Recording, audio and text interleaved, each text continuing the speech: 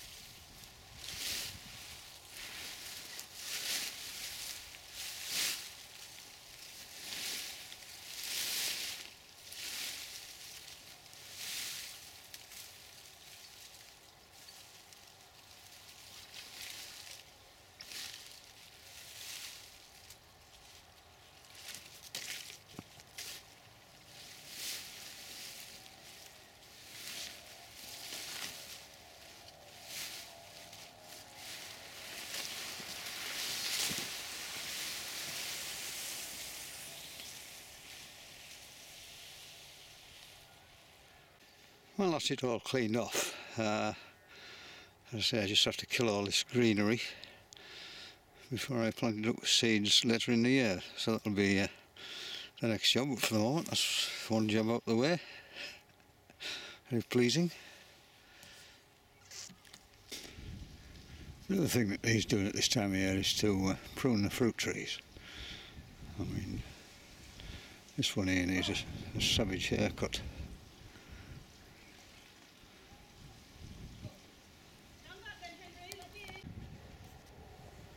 These long spurs need cutting back about 2/3. These are the ones that produce the fruit. So I just leave those.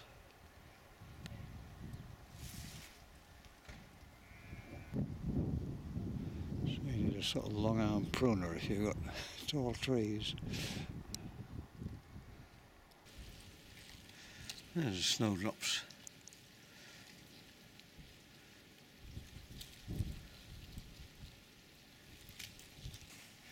These are the miniature iris beginning to appear. A beautiful purple flower later. And the catkins on the hazel are all extending and sending their pollen into the wind.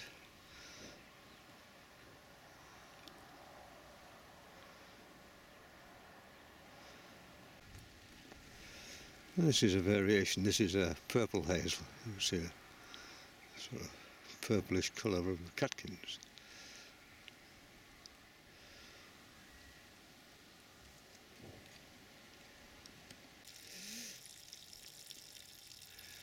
But everything else in the garden is still dormant.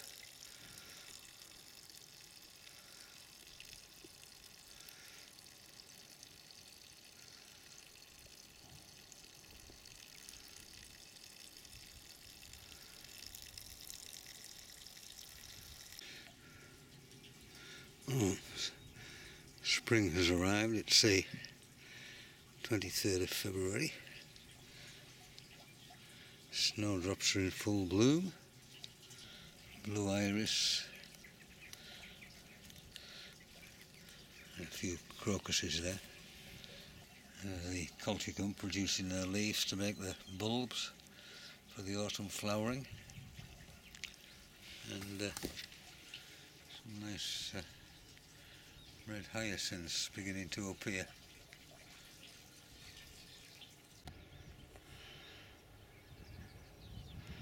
And the hazel catkins are just beginning to reach the end of their life. Some of them are beginning to go brown. Hopefully we'll get a decent crop of hazelnuts. It's been a beautiful day.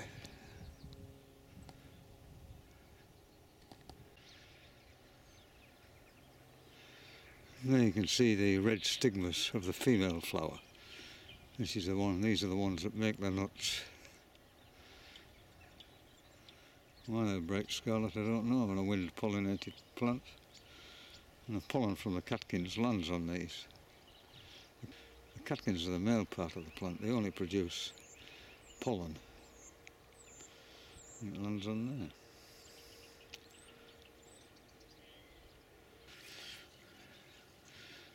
There's a ladybird enjoying the rays of the sun.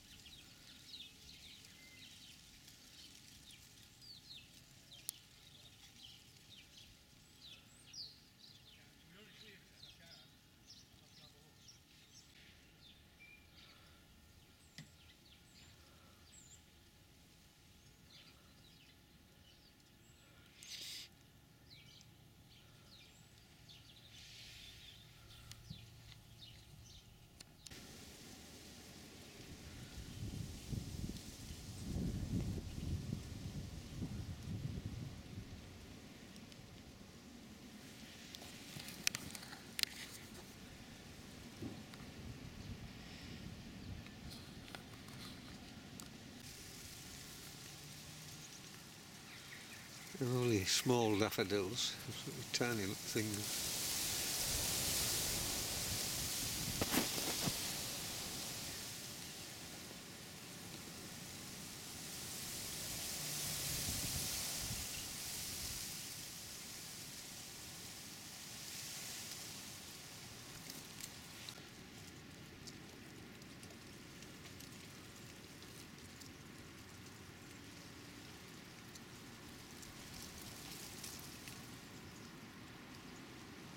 A wonderful scent, hyacinths.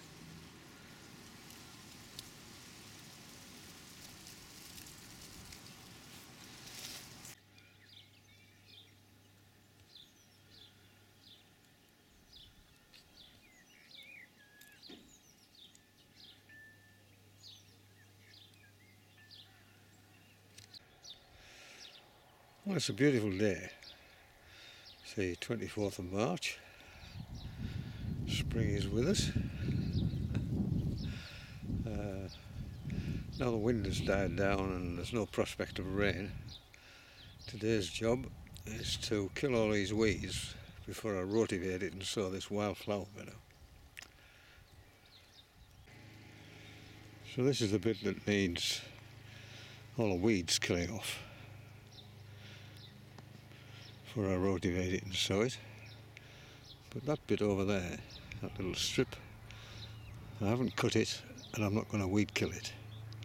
I'm just going to leave it and see what seeds come up from last year.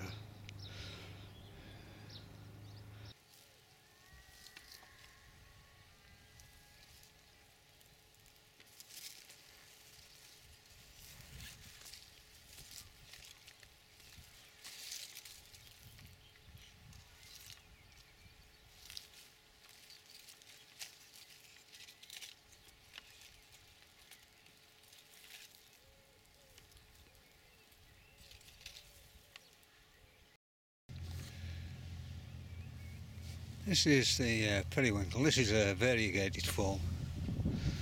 It has bigger flowers.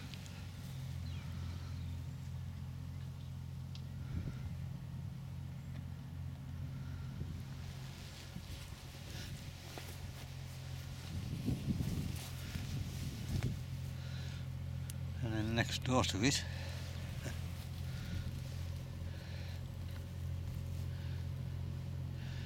is the smaller form, Vinca minor. Beautiful purple flowers with that lovely green foliage. And it flowers all year long. And it's great for ground cover.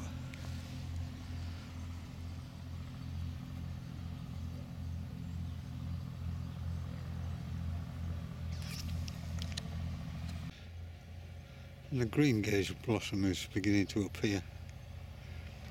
Hopefully the weather stays like this and we get some insects on it.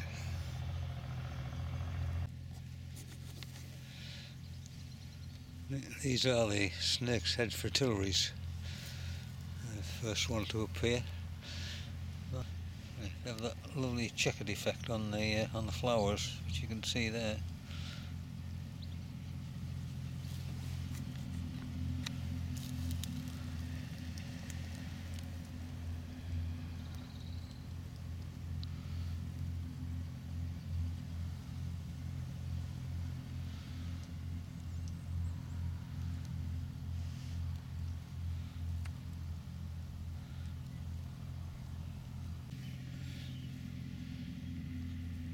They also grow very well in the lawn, but before they flower, they're not that easy to see when you're whizzing up and down the lawn. So you keep chopping them off. So I must mark this with a little stick.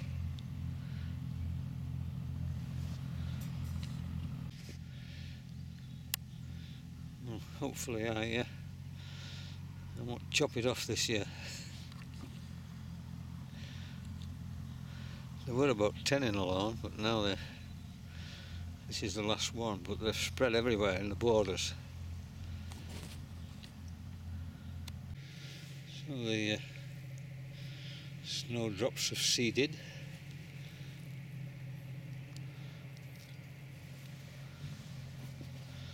Lovely smell of hyacinths here.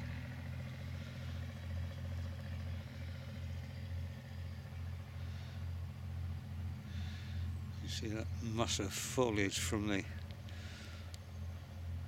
autumn crocus.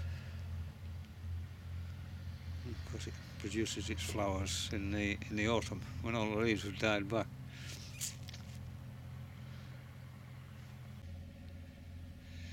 And everywhere there's grape hyacinths. I mean, they're lovely, but they take over if you don't keep on top of them. That's a beautiful flower there.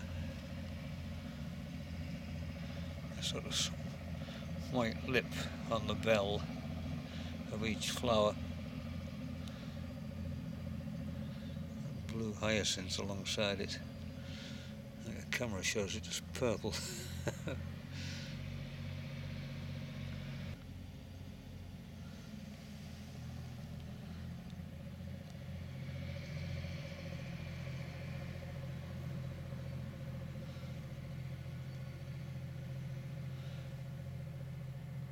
That's a wonderful thing. When you look close up at them.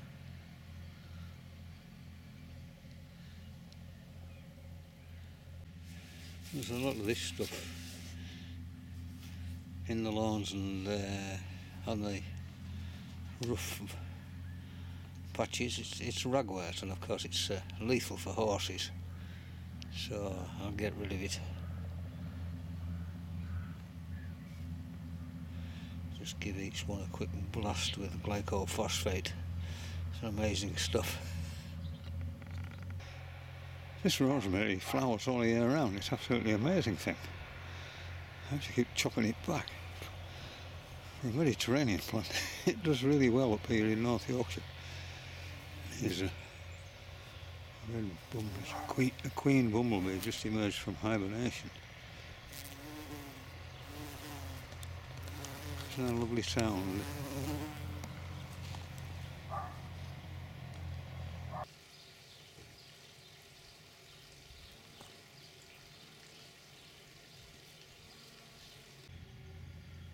this very late pale cream. It does in fact change into white, and it's one of the very latest of the daffodils to come out.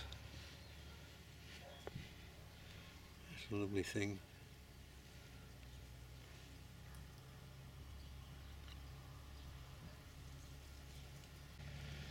Here you can see where these grey hyacinths they take over. There's a lovely little white flower here.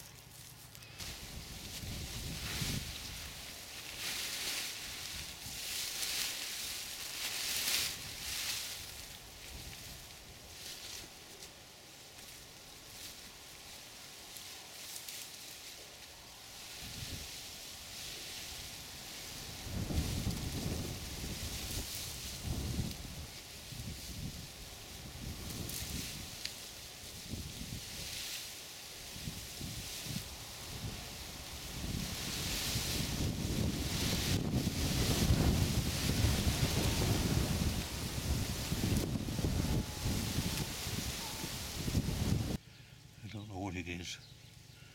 I think it's called Scilla, S-C-I-L-L-A, but I couldn't swear to it. It's in amongst this sea of blue.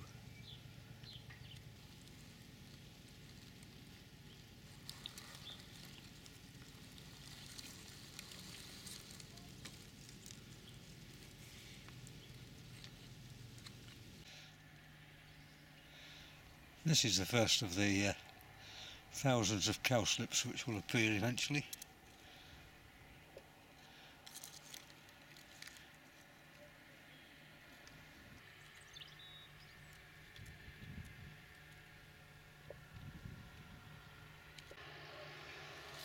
And the remains of the ivy berries. Fortunately we had a mild winter, and a lot more ivy berries than normal.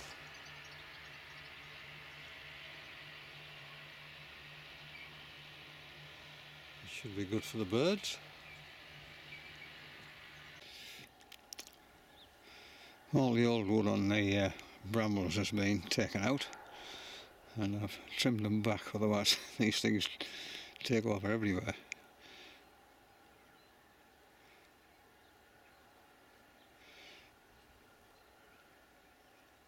Once they've produced fruit, the shoots for the fruit on, they die.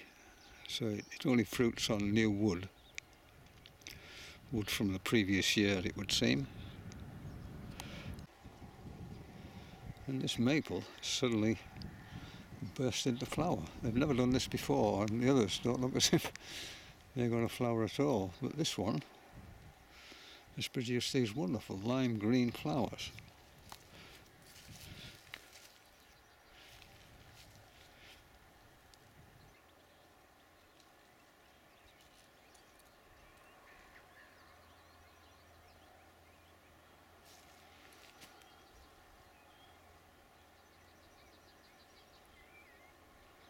Which is nothing like I expected.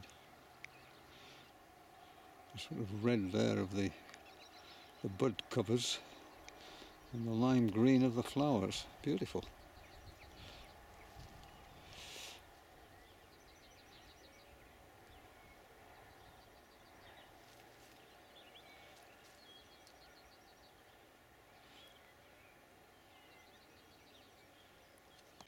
And this is salad burnet. It's a wild plant. It likes alkaline soils, limey soils, and as its name suggests, you eat it in salads. I can't say I like the taste very much. It's supposed to be very good for you. And one of the late winter jobs is to get rid of all the rubbish, the garden rubbish, in a bonfire. I had a monumental pile of grass here, so I've scattered it about to dry it. It was wringing wet through. And hedge cuttings, which are all compacted and wet. So it's smoulder away there, and it'll smoulder away for days on end. So I need to look for a wind from the northerly direction, otherwise it blows into all the neighbours' houses, which is not very good. And the hawthorn hedges are all nicely greened up now and beginning to grow quite rapidly. Well, it's nice to see, but it's a big job cutting them. You can see there how much growth they've put on, and it is the end of March yet. But it is nice because the new foliage is there's a sort of red tint to it. You can probably see it better there.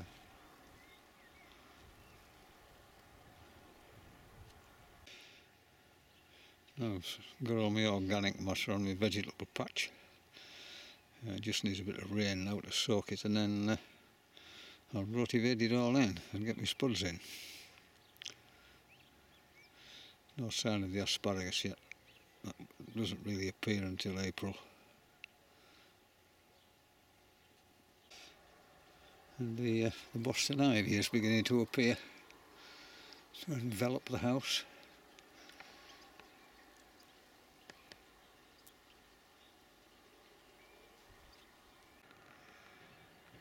And there's the wind coming from the northwest, which is just what I need for that bonfire.